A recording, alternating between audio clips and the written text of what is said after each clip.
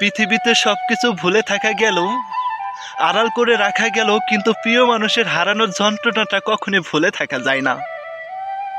বুকের ব্যথাটা কখনোই কমিয়ে নিজেকে ভালো রাখা যায় না।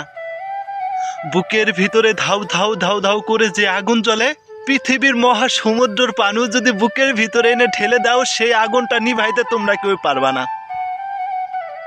ভালোবাসার যন্ত্রণা যে কত ভয়ানক হইতে পারে সেটা হয়তো তারা বুঝতে পারবে না, যারা নাকি কখনোই কোনো মানুষকে ভালোবাসতে পারে নাই।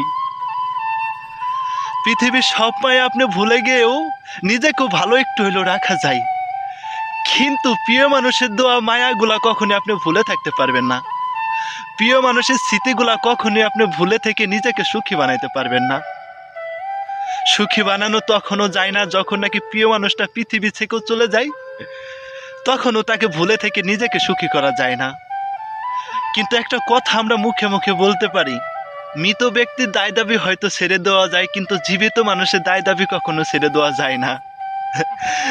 কিন্তু যার প্রিয় মানুষগুলা নাকি এখনো জীবন্ত অবস্থায় অন্য কারো সংসার নিয়ে ব্যস্ত আছে, সে মানুষগুলার বুকের ভিতরে কেমন যে ব্যথা লাগে।